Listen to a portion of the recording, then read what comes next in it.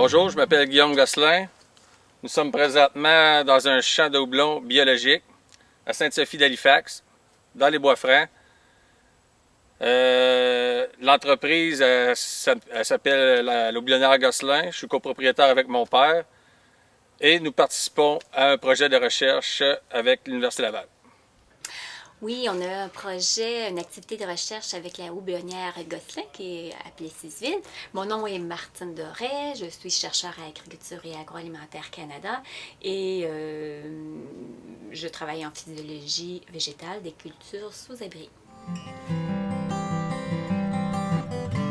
Nous autres, on a décidé de se lancer dans la culture du houblon. Premièrement, parce que c'était une culture très marginale. Il y avait peu ou pas de houblonnières en 2007. Puis en faisant nos recherches, on s'est rendu compte que le houblon n'était pas seulement utilisé dans la bière. Il y avait beaucoup de molécules d'intérêt dans les feuilles, le cône, les tiges, le plant au complet. Donc, une possibilité puis d'aller dans le domaine nutraceutique. Puis de fil en aiguille, on s'est rendu compte qu'il y avait une demande là-dedans dans le domaine des molécules. En fait, le houblon est reconnu pour avoir des propriétés d'anti-inflammation, antitumorale, antimicrobien également. Puis même, il pourrait avoir des effets sporifiques également. Donc, c'est pour ça qu'on veut développer un nouveau marché et une plus-value finalement pour la production du houblon. Donc, mis à part la bière, l'utilisation du houblon pour la bière, et on peut utiliser le houblon également pour faire des extraits nutraceutiques qui vont être utilisés pour les produits naturels.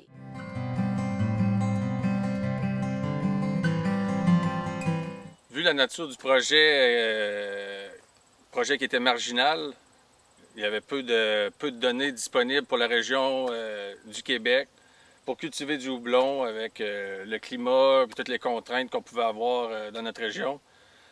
On a décidé de s'associer, de présenter un projet à l'Université Laval, aller chercher plus de connaissances pour le côté biologique, agronomique.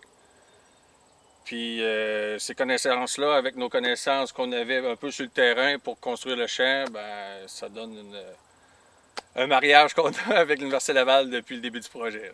Puis le but principal de ce projet-là, c'est vraiment de développer une fertilisation qui va répondre à la production de houblon biologique, oui, mais également le houblon qui va être utilisé pour les composés nutraceutiques. Donc, on veut à la fois avoir une grande productivité, donc apporter une fertilisation qui est adaptée à la productivité des cultures, mais également une fertilisation qui va faire en sorte qu'on va avoir des composés nutraceutiques là, plus élevés dans nos cônes. Donc, c'est le but principal. Et on regarde différents types de fertilisation. On utilise différents cultivars également pour voir leur réaction à différentes fertilisations. Puis, cette année, on a intégré l'utilisation du biochar comme amendement au sol, de façon à favoriser la rétention des éléments nutritifs du sol et également favoriser les micro-organismes pour faire en sorte qu'on ait des taux de minéralisation plus élevés qui va faire en sorte d'accroître la productivité et, on l'espère, les composés nutraceutiques à l'intérieur des cônes. Dans le cadre du projet de recherche, nous, on se doit de cultiver notre champ selon les normes biologiques. On a une cédule de fertilisation à suivre. On a différents fertilisants utilisés. Les dosages varient selon les fertilisants. Le tout est appliqué sur la totalité de notre champ qui contient 9 cultivars.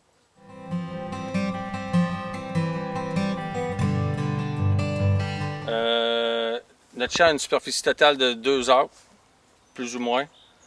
Dans les défis pour la culture biologique, la première, c'est le contrôle des mauvaises herbes.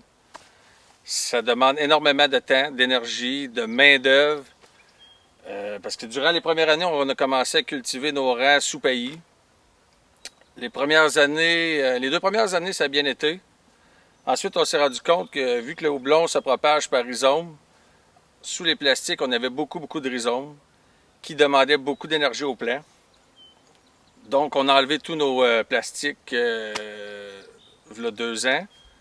Puis en même temps, ça nous permet de fertiliser avec du compost par-dessus les rangs, partout. Ça nous donne accès à l'entretien des mauvais rhizomes. On peut enlever les tiges qui sont pas utiles au début du printemps. C'est ça. C'est un compromis. Ça nous donne plus de désherbage, mais ça nous permet de mieux fertiliser et d'avoir des plus beaux plants.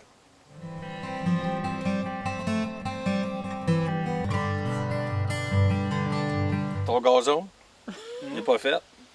Ouais. Ouais, faudrait que tu fasses ton gazon bientôt. Ah, c'est Mireille qui gère ça. Là. Ouais. Ouais, aussi, on essaye du fertilisant, comment on appelle ça, donc? On plante du trèfle dans nos allées. De l'engrais vert. De l'engrais vert.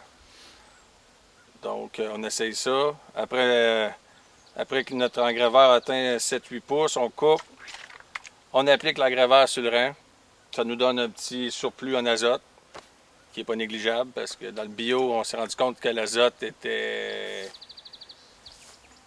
quand même dur à aller chercher en grosse quantité. Vu que ces plants-là, ils atteignent 20 pieds en dedans de 30 jours, ça demande énormément d'azote. Donc, on prend tout ce qui passe, biologiquement.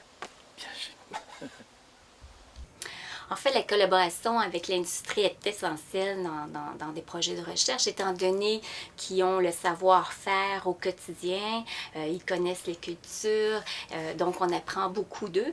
En contrepartie, c'est vraiment des échanges quotidiens, en fait.